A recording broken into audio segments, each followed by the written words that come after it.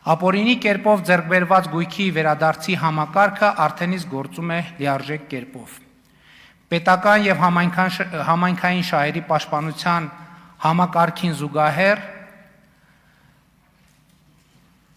եւ արդեն իսկ շուրջ 304 միլիարդ 182 միլիոն դրամի գույք եւ դրամական միջոցներ են վերադարձվել պետությանը։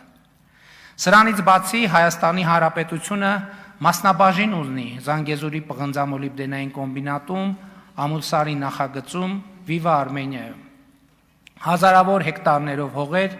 որոնք դե յուրե կամ դե ֆակտո ապօրինի կերպով սեփականաշնորհված էին, վերադարձվել են համայնքներին եւ կառավարությանը, այդ թվում բանակցությունների միջոցով։ Էլ չեմ ասում այն փաստի մասին,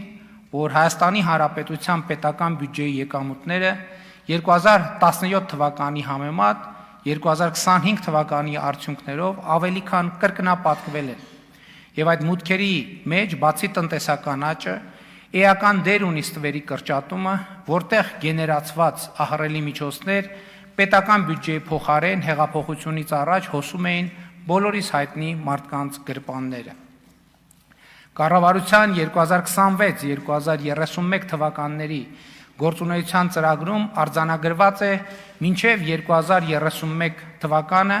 շուրջ 2 միլիարդ դոլարի ապօրինի ծագում ունեցող գույքի պետությանը վերադարձնելու հրամայականը եւ այն պրոցեսները, որ տեղի են ունենում Հեցի, Արարատ ցեմենտի, Ծաղկածորի ճոպանողու շուրջ, վստահություն են տալիս, որ այս խնդիրը ի վերջո կլուծվի, ընդգրկելով ապօրինի ծագում ունեցող գույքի ավելի մեծ շրջանակ։ Այս գործընթացը ի դեպ կարևոր է ոչ միայն նախորդող շրջանի կոռուպցիայի հետևանքները վերացնելու, այլև կոռուպցիայի կանխարգելման եւ կոռուպցիայի ձեռք պետության տեսլականը իրագործելու համար։ Այսօր գործող ցանկացած պաշտոնյա, կառավարության անդամ թե падգամավոր, համայնքի ղեկավար թե հիմնարկի տնօրեն, ովքեր իրենց աչքի առաջ կունենան կոռուպցիոն գայթակղություններ ու կտրվեն այդ գայթակղությանը, պետք է վստահ լինեն, որ ապօրինի կերպով ձեռք բերված ոչ մի գույք չի մնալու իրենց եւ իրենց ընտանիքի անդամների տիրապետմանը։